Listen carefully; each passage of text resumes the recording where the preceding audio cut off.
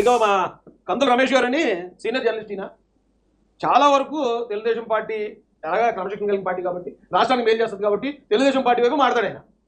అలాంటి రమేష్ గారు కూడా జీవీ రెడ్డి గారికి అనుకూలంగా మాట్లాడుతూ తెలుగుదేశం పార్టీని కొంచెం ఆయన కోప్పట్టడం జరిగింది. ఈయన నేను తప్పుపట్టాను కానీ పెడతా. ఈయన మాట్లాడిన పాయింట్లు ఏవైతే ఉన్నాయో తెలుగుదేశానికి అనుకూలమైన చాలా మీడియాలు చాలా మంది పెద్దలు ఇవే మాట్లాడుతున్నారు కాబట్టి ఈయన మాట్లాడిన పాయింట్ల నుంచి ఈరోజు మీకు కొన్ని వాస్తవాలు తెలియజేయాలనుకున్నాను.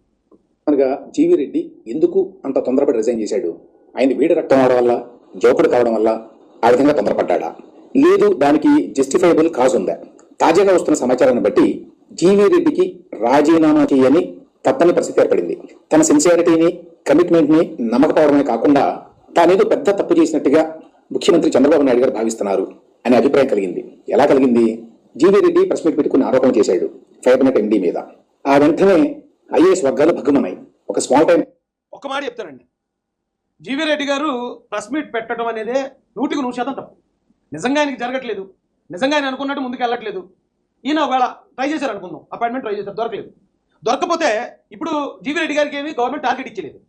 నువ్వు ఖచ్చితంగా ఈ నెలలో 1,00,000 కనెక్షన్లు పెంచాలి, లేదా ఈ నెలలో దీని నుంచి ఇంత ఆదాయం తీసుకురావాలి, ఇమీడియట్గా చేయండి జీవీ రెడ్డి గారని ఒకవేళ గవర్నమెంట్ టార్గెట్ ఇచ్చింది అనుకోండి. అరే నాకు ఇంత టార్గెట్ ఇచ్చారు, ఇక్కడ చూస్తే పని జరగట్లేదు కాబట్టి నాకు ఇమీడియట్గా నాకు అపాయింట్మెంట్ ఇవ్వండి చర్చించాలి అంటే వాళ్ళు ఇవ్వలేదు అనుకోండి, మీరే టార్గెట్ ఇచ్చి మీరే అపాయింట్మెంట్ ఇవ్వకపోతే నేను అలా చెప్తాను, నేను చేయను అనుకోవచ్చు. అక్కడ గవర్నమెంట్ ఏం టార్గెట్ ఇవ్వలే. ఎందుకు ఇవ్వలేదు? ఈ ఫైబర్ నెట్ మీద దానికి ఇంకా ఇన్వెస్ట్ చేయాలి, ఎందుకంటే వైసీపీ హయాంలో మొత్తం పడుకోబెట్టారు. దాన్ని ముందు తీసుకెళ్ళడానికి టైం పడుతుంది కాబట్టి ఓకే, అందరికి మీరు అలా ఉండండి. వన్ బై వన్ చక్కటి. ఇప్పుడు ఎగ్జాంపుల్, ఈ గవర్నమెంట్ వచ్చినట్టే, తెలుగుదేశం గవర్నమెంట్ వచ్చినట్టే పథకాలు రద్దు అయిన 27 దళిత పథకాలు చేస్తామన్నారు. ఇప్పుడు 8 నెలలు 9 నెలలు అయింది. ఇప్పుడు మేము ఇమీడియట్గా అవే మీరు ఎందుకు చేయలేదండి ధర్నాలు రాష్ట్రాలు చేస్తే, అరే ఒకటి చక్క పెట్టుకొస్తున్నారు, ఈ రాష్ట్రానికి ఆదాయం పెంచుతున్నారు. పెంచినప్పుడు ఆ టైం వచ్చినప్పుడు జరుగుతుందని వెయిట్ చేయాలండి. గవర్నమెంట్ మీద ఉక్కిరి బిక్కిరి చేసేసి మాకు ఇమీడియట్గా జరగాలని మనం పట్టుపట్టుకోవాలి. అయితే ఇమీడియట్గా ప్రెస్ మీట్ పెట్టాల్సిన అవసరం ఏంటి? ప్రెస్ మీట్ పెట్టి ఒక ఐఏఎస్ ఆఫీసర్ని తిట్టడం అంటే గవర్నమెంట్ని తిట్టడం. ఒక ఐఏఎస్ ఆఫీసర్నో లేకపోతే ఒక ఐపీఎస్నో లేకపోతే ఒక పోలీస్ డిపార్ట్మెంట్నో ఏదైనా ఒక డిపార్ట్మెంట్ మనం టార్గెట్ చేసి మాట్లాడటం అంటే గవర్నమెంట్ని టార్గెట్ చేసినట్టండి. ఏ ప్రభుత్వం కూడా వాళ్ళ అధికారంలో ఉన్నప్పుడు వాళ్ళ అధికారుల్ని టార్గెట్ చేయరు. ఉదాహరణకి చేబ్రోల్లో ఒక ఎంఆర్ఓ గారు జగనన్న ఇళ్ల స్థలాల పేరుతో ఒక రైతు దగ్గర భూమి లాక్కుంటే ఆయన గుండె పడుతూ చనిపోయాడు.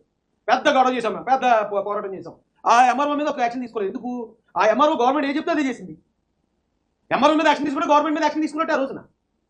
అయితే మనం ఎక్కువ ప్రతిపక్షంలో ఉండి పోరాడు అలవాటు అయిపోయి ఏమైందంటే ప్రతి చిన్నదానికి మనం ప్రెస్ మీట్ పెట్టి విమర్శ చేయడము, లేకపోతే ఇంకోటి ఏదో సోషల్ మీడియాలోనో ఎక్స్లోనో పోస్ట్ చేయడము, ఇది అలవాట్లో పొరపాటు అయిపోతుందండి. ప్రెస్ మీట్ పెట్టకూడదు.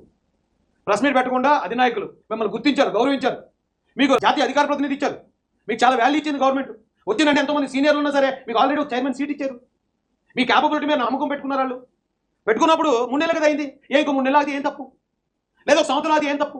లేదా రోడ్ల మీద జనాలు రోడ్ల మీద వచ్చేస్తారా వీ వాంట్ ఏపీ ఫైబర్ అని అంటలేదు కదా. కొన్ని ఏమన్నా ప్రజలందరూ కష్టాలు పడిపోతుంది కాల్ చేస్తే ఇదేంటండి ఎంత ప్రజలంతా కష్టాలు పడుతుంటే మీరు పట్టించుకోలేండి నేను కంగారు పడుతుంటే అర్థం ఏముందండి, ఒక కేవలే కదా. దానికోసం ఎందుకు ఇంత షార్ట్ గ్యాప్లో ప్రెస్ మీట్ పెట్టడం తప్పండి. పొలిటికల్ లీడర్ ఏంటి ప్రెస్ మీట్ పెట్టి ఒక ఐఏఎస్ ఆఫీసర్ని రాజద్రోహం చేశాడు అన్నట్టుగా మాట్లాడడం ఏంటి? వాళ్ళు తమ ఆగ్రహాన్ని ముఖ్యమంత్రి గారికి చేరవేశారట. ఆ తర్వాత జీవీ రెడ్డి స్వయంగా ముఖ్యమంత్రి చంద్రబాబు నాయుడు గారిని కలిశారు. కలిసినప్పుడు చంద్రబాబు నాయుడు గారు మాట్లాడిన తీరు జీవీ రెడ్డికి అవమానకరంగా తోచింది. ఎందుకంటే చంద్రబాబు నాయుడు గారు ఒకవేళ ఈయన ప్రెస్ మీట్ పెట్టి ఇట్లా ఓపెన్గా మాట్లాడడం వల్ల ఇబ్బందులు వస్తాయి పరిపాలనలో అని అనుకోవచ్చు. కానీ ఆ విషయాన్ని స్పష్టంగా చెప్పి ఇంతకీ అసలు విషయం ఏంటి, ఏ బేసిస్ మీద ఈ ఆరోపణ చేశావు అని కనుక్కొని ఎవరిది తప్పు నిర్ణయిస్తే బాగుండేది. ఆయన అట్లా చేయకుండా నేరుగా జీవీ రెడ్డిని మందలించాడు. మందలించడం కాదు, ఈనాడు కథను చూడండి. సమస్య ఏదైనా ఉంటే సంబంధిత శాఖ ముఖ్య కార్యదర్శి యువరాజ్ గారి ముఖ్య కార్యదర్శి ఈ శాఖకి లేక మంత్రి అంటే జనార్దన్ రెడ్డి గారి ద్వారా తన దృష్టికి తీసుకురాకుండా బహిరంగ ఆరోపణలు చేయడం ఏంటి అని చెప్పి జీవీ రెడ్డిపై మండిపడ్డారు. అది ఇంపార్టెంట్. ఇకపై గీత దాటితే వేటు తప్పదు అని హెచ్చరించారు. ఏం హెచ్చరించారు? వేటు తప్పదు అని హెచ్చరించారు. ఆ ఒక్క మాట చాలు బహుశా జీవీ రెడ్డి నిర్ణయం తీసుకోవడానికి. అంటే పరోక్షంగా చంద్రబాబు నాయుడు గారే అంటే పరోక్ష. ఇప్పుడు తల్లిదండ్రులు ఉంటారండి, వాళ్ళు మనల్ని ప్రేమగా చూసినంత కాలం వాళ్ళు మనల్ని ఉదయం లేపుతారు, టిఫిన్ పెడతారు, భోజనం పెడతారు, స్నానం చేస్తారు, యూనిఫామ్ ఇస్తారు, అది ఇస్తారు పిల్లలకి. అవి ఏమీ గుర్తుండవండి. అరే మా కోసం మా అమ్మ నాన్న ఇంత కష్టపడతాను గుర్తుండదు. ఎప్పుడైనా ఏంటి ఎలా చేసావు అంటే అదే పట్టుకుంటారు. ఇది కూడా అంతే కదండి. ఇప్పుడు జీవీ రెడ్డి గారు కన్నా ఎంతో సీనియర్లు, ఎంతో తెలివైన వాళ్ళు, ఎంతో బలమైన వాళ్ళు చాలా మంది ఉంటారు ఆ పార్టీలో. వాళ్ళు ఎవరికి ఇవ్వని జాతీయ అధికార ప్రతినిధి ఒక జీవీ రెడ్డి గారికి ఇచ్చినప్పుడు అరే ఇంతమందిని కాదని ఒక జీవీ రెడ్డి గారికి ఇంత అవకాశం కల్పించిన చంద్రబాబు నాయుడు గారు చెప్పవచ్చు అని ఎవరు మాట్లాడుతుంటండి ఆ రోజు. లేదా ఇంతమంది ఇంకా ఉండగా చాలా పెద్ద పెద్ద మంత్రులు చేసిన వాళ్ళు కూడా ఇంకా ఖాళీగానే ఉన్నారు. వైసీపీ ద్వారా చిత్రహింసలకు గురైన వాళ్ళు కూడా ఇంకా అలా ఖాళీగానే ఉన్నారు. అయినా కూడా జీవిరెడ్డి గారిని ఎంత తొందరగా గుర్తించి ఒక మంచి కార్పొరేషన్ చైర్మన్ చేశారని చేసిన వాళ్ళు ఎవరు ఉండరు. కానీ ఏదో ఇష్యూ జరుగుతుంది, దీన్ని అంతగా క్లోజ్ చేయండి, ఎందుకు ప్రెస్ మీట్ల దాకా వెళ్ళటం అన్నప్పుడు పదే పదే ఒక ఐఏఎస్ ఆఫీసర్నో లేదా అధికారిని టార్గెట్ చేయడం అంటే గవర్నమెంట్ టార్గెట్ చేయడం పబ్లిక్గా. అది ప్రతిపక్షాలు మాత్రమే చేస్తాయి. అధికార పక్షంలో మనం ఉండి కూడా ఇప్పుడు తండ్రి స్థానంలో నేను నా కొడుకున మాట ఇంట్లేదంటే ఏంటి అర్థం? నా కొడుకున మాట ఇంట్లేదంటే తండ్రిగా నేను ఫెయిల్ అయినట్టండి. అలాగే ఇప్పుడు గవర్నమెంట్ ఉండి అధికారిని మాట ఇంట్లేదంటే చంద్రబాబు నాయుడు గారు ఫెయిల్ అయినట్టు వస్తుంది అర్థం. చంద్రబాబు నాయుడు గారిని కించపరుస్తున్నారు. చంద్రబాబు నాయుడు గారు ఏం చేయలేకపోతున్నారు, అధికారులని కంట్రోల్ చేయలేకపోతున్నారని ఆయన క్రెడిబిలిటీ మీద దెబ్బ కొట్టేస్తున్నారు.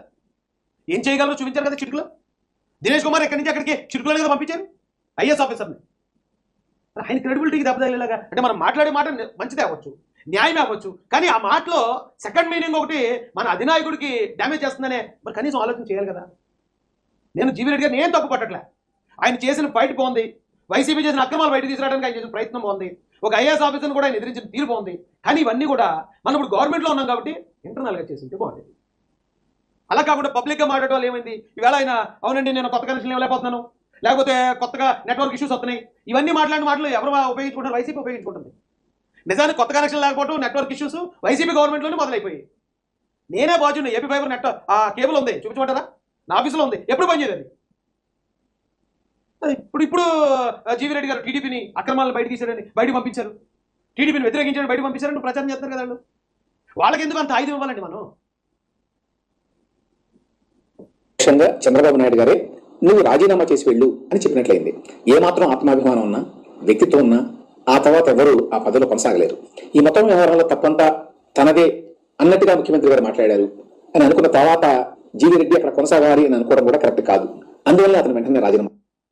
జీవిరెడ్డి గారితో ఏం మాట్లాడారో లేకపోతే దినేష్ కుమార్ గారితో చంద్రబాబు నాయుడు గారు ఏం మాట్లాడారో మనకు తెలియదండి. అది జస్ట్ ఊహాకన్నారు మాట్లాడారు. ఎందుకంటే జీవిరెడ్డి గారైనా చెప్పాలి, చంద్రబాబు గారైనా చెప్పాలి. అక్కడ ఈనాడు పత్రికా విలేకరు అయితే అక్కడ ఉంటారు కదా, ఇద్దరు మాట్లాడుకునేప్పుడు వాళ్ళిద్దరు ఎవరైనా చంద్రబాబు నాయుడు గారు నేను ఇలాగ అన్నారంటే మనం నమ్ముదాం. లేదా చంద్రబాబు నాయుడు గారు ఒక స్టేట్మెంట్ పబ్లిక్గా ఇలాగ అన్నాను, నేను ఇలా మందలించానంటే నమ్మాలి. అంతే తప్ప ఇంటర్నల్గా చంద్రబాబు నాయుడు గారు దినేష్ కుమార్ గారిని అనకుండా బాబు నువ్వు సూపర్ చేస్తా బాబు అంటారా? ఒకవేళ నిజంగా దినేష్ కుమార్ గారికి సపోర్ట్ చేసే వ్యక్తి చంద్రబాబు నాయుడు గారు అయితే ఈ రోజు ఎందుకు ఆయన ట్రాన్స్ఫర్ చేస్తారు? అక్కడి నుంచి ట్రాన్స్ఫర్ అవ్వడం అనేది ఆయన కెరీర్లో బ్లాక్ మార్కే కదా ఐఏఎస్ ఆఫీసర్కి. ఆయనకు పనిష్మెంటే కదా ఇది. వేరే పోస్టింగ్ ఇవ్వకుండా నువ్వు జీఐడీకి వెళ్ళి రిపోర్ట్ చేయండి. నిజంగా ఆ దినేష్ కుమార్ వెనకేసుకొచ్చే ఐడియా చంద్రబాబు గారికి ఉంటే, ఐఏఎస్ ఆఫీసర్లు అంటే భయపడిపోయే పరిస్థితి చంద్రబాబు నాయుడు గారికి ఉంటే ఇప్పుడు ఎందుకు ట్రాన్స్ఫర్ చేయాలి? ఆల్రెడీ రిజైన్ చేశాడు జీవిరెడ్డి గారు. ఆయన అలాగే వెళ్ళిపోయాడు కదా. దినేష్ కుమార్ నువ్వు అంటే నాకు భయం కదా, నువ్వు ఇక్కడ ఉండిపోందుడు కదా ఆయన, ఎందుకు ఆయన కూడా తీసేస్తాడు? కనీసం ఇప్పుడైనా మనం అర్థం చేసుకుని ప్రజలకు అది అర్థమయ్యేలా చెప్పకపోతే మరి ఎలా? టీడీపీ కార్యకర్తలు అడుగుతున్నాను. కొన్ని ఛానల్స్ అయితే టీడీపీ కార్యకర్తలు చంద్రబాబు నాయుడు గారు తిరగబడిపోతున్నారని రాస్తున్నారు అని వేసేస్తున్నారు వీడియోలు. అదే ఏంటండి ఇది? టీ కప్లో తుఫాన్ కదా ఇది, దీనికి ఎందుకు ఇంత రచ్చా? అసలు టాపిక్లను పక్కదారి పట్టించారు చక్కగా. వైసీపీ నవ్వుకుంటూ ఉంటారు, కూర్చున్నారే భలే టాపిక్ డైవర్ట్ చేశారా? లేకపోతే నిన్నటి నుంచి జగన్ గారిని వ్యతిరేకిస్తున్నారు, జగన్ గారిని ఎటకారం చేస్తున్నారు. ఇప్పుడు చూడు ఆలకాలకే పెట్టేసాం. ఇప్పుడు వదలమంటే కప్ప కోపం, కరవమంటే పాము కోపం ఏదో ఉంటుంది. అలా ఇప్పుడు జీవిరెడ్డి గారు కరెక్ట్ అన్నారు అనుకోండి, చంద్రబాబు నాయుడు గారు తప్పైపోతారు. లేదు చంద్రబాబు నాయుడు గారు కరెక్ట్ అన్నారు అనుకోండి, జీవిరెడ్డి గారు తప్పైపోద్ది. మనకి భలే ఇంకేంటి రాళ్ళు. అది ఇలాంటి ట్రాపుల్లో పడకండి. చేశాడు రాజీనామా చేయడం పదవికే కాదు, పార్టీ కూడా చేశాడు. ఎందుకంటే పార్టీ నాయకుడికే తన మీద నమ్మకం లేనప్పుడు ఇంకెందుకు ఆ పార్టీలో కొనసాగడం అని ఎవరికైనా అనిపిస్తుంది. అధికారంలో లేనప్పుడు నమ్మకం లేకపోతే అసలు అవకాశం ఇవ్వరు. నమ్మకం లేకపోతే జాతీయ అధికార ప్రతినిధిని చేయరు. ఎందుకంటే అధికార ప్రతినిధిని ఒకసారి అన్న తర్వాత ఆయన ఏం మాట్లాడినా పార్టీ మాట్లాడినట్టే. అరే పార్టీ ముఖ చిత్రం అయ్యా నువ్వు, పార్టీ గొంతు నువ్వు అని చెప్పి అవకాశం నమ్మకం లేని వాళ్ళకి ఇస్తారండి? రమేష్ గారు నమ్మకం లేని వాళ్ళు తీసుకొని చైర్మన్ చేస్తారండి? వాళ్ళు ఏదైనా ఇష్యూ జరుగుతున్నప్పుడు ఇది ప్రత్యర్థి ఉపయోగించుకుంటుంది, ఆపండి. ఇది ఆపకపోతే చర్యలు తీసుకుంటారని ఒకవేళ ఒక పెద్ద అన్నాడు అనుకోండి, ఏం తప్పండి అది? మన పార్టీలో చేరాడు. అణచివేత ఉన్నప్పుడు కూడా అప్పటి ప్రభుత్వం మీద టీవీ ఛానల్స్ లో కూర్చొని ప్రెస్ మీట్లు పెట్టి మాట్లాడాడు. ఒక ప్రొఫెషనల్ అయ్యింది కూడా తన కెరీర్కి దెబ్బ తగులుతుంది అని తెలిసి కూడా రిస్క్ తీసుకున్నాడు అనే విషయాల్ని చంద్రబాబు నాయుడు గారు పరిగణలోకి తీసుకోవాలా, అది ఆశ్చర్యం. ఆ తర్వాత అసలు యాక్చువల్ అవన్నీ నేను పరిగణలోకి తీసుకున్నానండి. మీరు చెప్పినవన్నీ కూడా జీవిరెడ్డి గారు చేశారు 100%. ఆయనకి మనం ఏం వంకలు పెట్టలేదు. కానీ వాటిని అన్నింటినీ పరిగణలోకి తీసుకున్నారు కాబట్టి అప్పుడే పార్టీలోకి వచ్చినా కూడా ఆ స్థాయి అవకాశాలు కల్పించాడు ఆయన. అప్పుడే వచ్చారు పార్టీలో. అందుకని సీనియర్లు తెలియని వాళ్ళు పార్టీ కోసం సంవత్సరాలు దశాబ్దాలు కష్టపడిన చాలా మంది ఉన్నారండి. వాళ్ళందరినీ కాదని జీవిరెడ్డి గారికి అవకాశం ఇచ్చారంటే అంత నమ్మకం చూపించాడు ఆయన. నమ్మకం లేకపోవడం కాదండి, కేవలం ఇక్కడ ప్రెస్ మీట్లు బదనామా అవుతున్నాం, చిన్న టాపిక్ దొరికితేనే దాన్ని చిలవలు పలవలేస్తారు వైసీపీ వాళ్ళు. ఈ టైంలో మన గవర్నమెంట్లో మన అధికారులు మనం టార్గెట్ చేయడం పబ్లిక్గా ఎందుకు? అది లేకపోతే అసలు ఏ గొడవ లేదు కదండి ఇక్కడ. ఇష్యూలో కూడా జీవీ రెడ్డిదే తప్పు అని ఒక నిర్ణయానికి వచ్చి ఆ మాటలు మాట్లాడినా పర్వాలా. అవేమీ లేకుండానే పాత పద్ధతిలో మోస పద్ధతిలో హెచ్చరించడాలు మందలించడాలు చేస్తే యువ రాజకీయ నాయకులు తీసుకోలేదు దాన్ని. పార్టీ నాయకుడికే నమ్మకం లేనప్పుడు ఇంకెందుకని చెప్పి పార్టీకి రాజీనామా చేశాడు. అందుకని ఆయన ఇంతకీ అసలు ఆయన బయటకు వచ్చి ఎందుకు మాట్లాడాడు, ఎందుకు ఆ రకమైన కంట్రవర్షియల్ స్టేట్మెంట్స్ ఇచ్చాడు అనేది కూడా ఇంపార్టెంట్ కదా. Intent is also important. ఉద్దేశం ఏంటి? ఆయన ఏమైనా తన సొంత ప్రయోజనాల కోసం నాకు కుర్చీ ఇవ్వలేదు, కారు ఇవ్వలేదు, భత్యాలు ఇవ్వలేదు అని గలగల కంప్లైంట్ చేసింది. గత ప్రభుత్వంలో చేసినటువంటి అరాచకాలను విలువలు తీసుకు టు బి ఫ్రాంక్ ఆయన అది కూడా అన్నారు. ఏబిఎన్లో అందరికి వచ్చి మాకు ఫస్ట్ లిస్ట్లో వస్తుంది అనుకున్నాం, మాకు ఎందుకు ఇవ్వలేదు అని కూడా ప్రశ్నించారు. ఆ ప్రశ్నించడం కూడా మనం తప్పట్లేమండి. ఎందుకంటే పనిచేసినోడు ప్రతిఫలం ఆశించడానికి ఖచ్చితంగా అర్హుడే. దాన్ని అప్పుడు కూడా ఆయన ఎవరు తప్పట్లే. అవును, ఆయన కష్టపడినప్పుడు కొత్త వాళ్ళు ఎవరో సీట్లో కూర్చున్నారు. ఇది ఉన్నారు. అంతకుముందు పోరాడే టైంలోనూ, జైలుకి వెళ్ళే టైంలోనూ, జగన్మోహన్ రెడ్డి హింసలు పెట్టే టైంలో కనపడిన వాళ్ళు కూడా సీట్లో ఉన్నారు. నిజంగా పోరాడినోడికి ఇంత బాధ ఉంటుంది. కాబట్టి ఆ రోజు జీవీ రెడ్డి గారు డైరెక్ట్గా టీడీపీ అనుకూలమైన ఛానల్లో కూర్చుని టీడీపీనే ఆల్మోస్ట్ మేము అధికార ప్రతినిధులు మమ్మల్ని పట్టించుకోపోతే ఎలా, ఆయన ఎవరో ఒక పర్సనల్ అసిస్టెంట్ ఉన్న చంద్రబాబు నాయుడు ఆయన ఫోన్ ఎత్తడు అని ఇంత పెద్ద పెద్ద ఆరోపణలు చేసినా కూడా ఆ రోజు ఆయన అందరూ గౌరవించారు. ఈవెన్ మాలాంటి వాళ్ళు కూడా ఆయన బాధలు అర్థం ఉందనిపించింది. కరెక్ట్, ఆయన అది అన్నారు. అయితే ఇప్పుడు ఒకవేళ ఆయన కాదు, ఆయన గురించి సొంతం కోసం కాదండి, ఆయన ఏపీ ఫైబర్ని డెవలప్ చేద్దామని అన్నారు అనుకుందాం. అది డెవలప్ చేయాల్సిన సమయం ఇంకా కాదని గవర్నమెంట్ అనుకుంటున్నప్పుడు ఈయన కొన్ని రోజులు ఆగడానికి ఏంటి నష్టం ఏంటి? లేదు, గవర్నమెంట్ ఫండ్స్ ఇచ్చేసింది, నువ్వు చేయన్నప్పుడు అధికారి నాకు సహకరించట్లేదండి, మీరేమో చేయమంటారు, ఏమో సహకరించట్లేదు, ఏంటంటే మాకు ఇది నేను రాజీనామా చేస్తానంటే అర్థం. ఆయనకి ఇంకా ఏం టార్గెట్ ఇవ్వలేదు కదా. సరే ఓకే, ఆయన ఇలా అవమానంగా ఫీల్ అవుతున్నారు కాబట్టి సరే అందాక ఇదిగో మీరు పలానా చైర్మన్ మీరు కూర్చోండి, ఇక 1 by 1 చూసుకుంటూ వస్తున్నాం, టైం వచ్చినప్పుడు ఏపీ ఫైబర్కి కేటాయిస్తాం, అప్పుడు మీరు ముందుకు తీసుకెళ్ళరు కానీ అనే ఆలోచన ఉన్నప్పుడు మనకి సీట్ ఇచ్చే వరకు కూడా కంగారుపడి, సీట్ ఇచ్చిన తర్వాత మళ్ళీ బడ్జెట్ ఇవ్వనుగా కంగారుపడి ఇవ్వలేదు కాబట్టి వెంటనే మనం ప్రెస్ మీట్ పెడతాం అనేది ఖచ్చితంగా రెడ్డి గారు తప్పండి. అయితే ఆయన స్వార్థం కోసం చేసింది కాదు, 100%. ఆయన గౌరవం వచ్చింది, దీన్ని డెవలప్ చేయాలి, ఇది నా బాధ్యత అనుకున్నాడు. పాపం ఆయన మనం ఏమి తప్పట్టక్కర్లే. కానీ ఇది మన నిజాయితీయో లేకపోతే మన ఇదో ప్రభుత్వాన్ని పెద్దల్ని ఇబ్బంది పెట్టే పరిస్థితి మనం తీసుకురాకూడదు కదా. అప్పుడే నిజంగా ప్రజలందరూ గగ్గోలు పెడతా ఉంటే తీసుకురావచ్చు. ఎవరు అడుగుతున్నారండి ఏపీ ఫైబర్? అది ఎందుకండి ఇది ఉపయోగం లేని టాపిక్ అండి. తీసుకొచ్చాడు, వాటిని అరికట్టడానికి ట్రై చేశాడు. అందుకు ఎండీ గారు ఇతరులు తోడ్పడటం లేదు అని గ్రహించి తప్పనిసరి పరిస్థితుల్లో బయటకు మాట్లాడాడు. ఏమైనా సరే మాకు అనవసరం, పబ్లిక్లోకి వచ్చి మాట్లాడితే ఊరుకో అనే మెసేజ్ ఇస్తున్నారా?